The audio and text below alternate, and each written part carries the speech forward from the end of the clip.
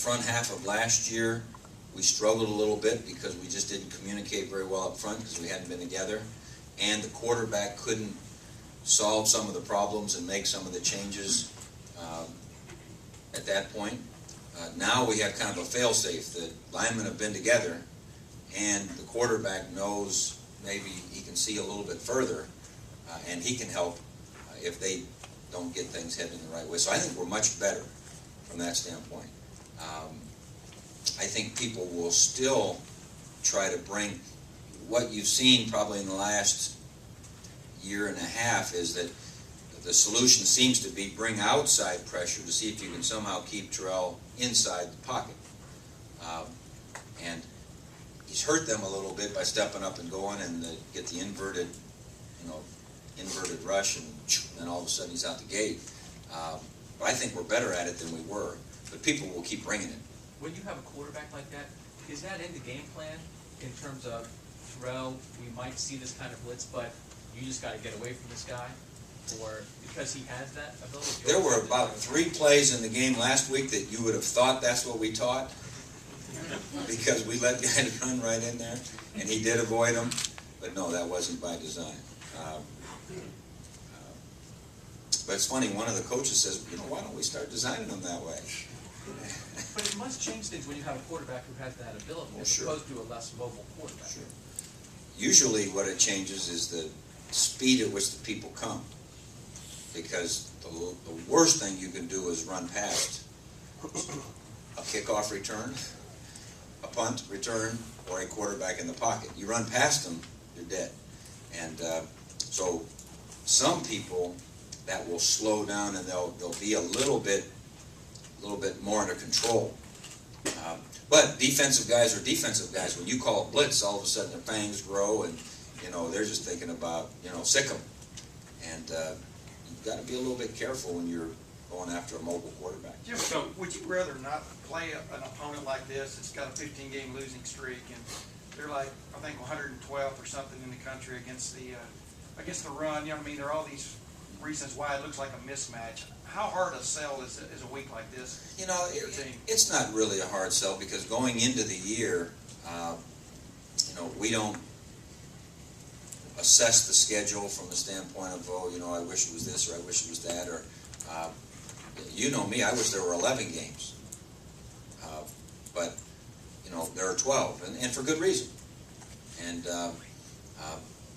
to fill an inventory of 12 games and to fill an inventory of 36 sports, it's just, the reality we're in. We didn't know when we were scheduling this game that it was, going to be these numbers. But in some ways, it's a good challenge. If you're going to be affected by that in Game 4, then how might you be affected by something else much further down the line?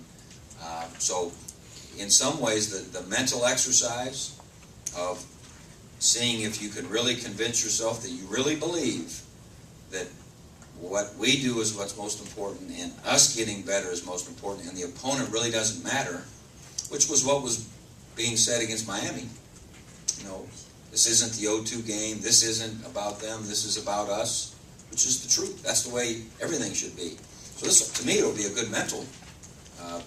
And I'd have a lot better feel as to how we'll handle it, about 5:15 tonight, But, so, I don't spend much time wishing things weren't so. I've given you, I wish I were 6'3" before, Do you like, though, getting rid of the non-conference games before the New Mexico State game? Yeah, that wasn't wonderful, but, because of somebody dropped us, or I forget what happened. But again, going into that year, which was last year, the year before, hey, the schedule's set, let's go. I mean, we didn't spend any more time and energy, wishing it weren't so. We have to spend all of our time and energy trying to get better.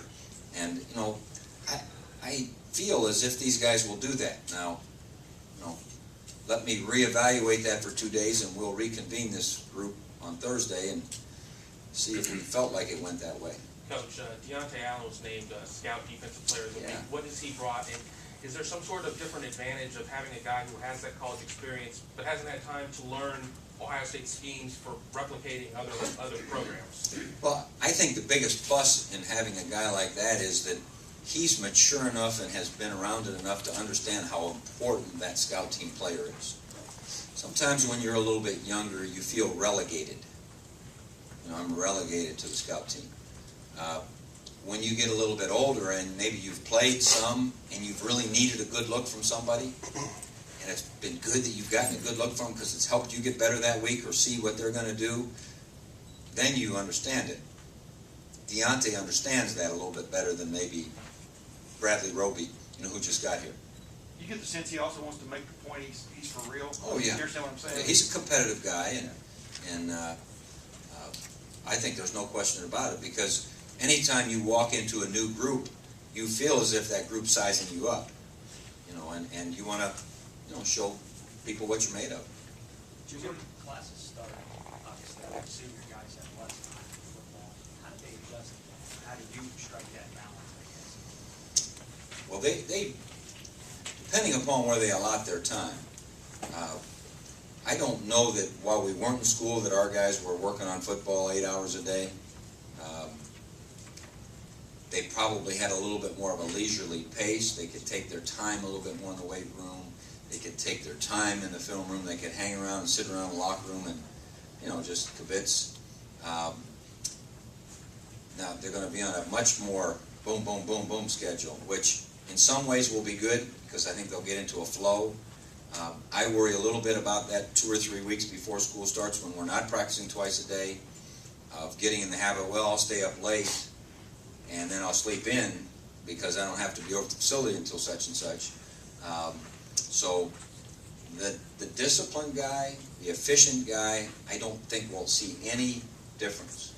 I'll tell you who it's most difficult on in our particular way we do things is the freshmen, because we have so many things that we have the freshmen do extra, from mentoring programs to study table programs with more hours. There's a lot asked of our freshmen, and we see our freshmen in that early November area a little bit kind of like, whoa, I've never gone at this pace for this long, dating all the way back to June, and through there. But I think for the veterans, it'll just force them to be just a little bit more efficient, and they may even have a little more bounce in their step if they're sitting around a little bit less and get their thumbs off those deals, and their rear ends off those sofas. So it might be okay. How do you feel about the running game so far, specifically the play out of your tailbacks? I think Bisane and Boom, have been very solid. Jordan is a guy that I don't care what the situation is. If he's in the game, I'm fine.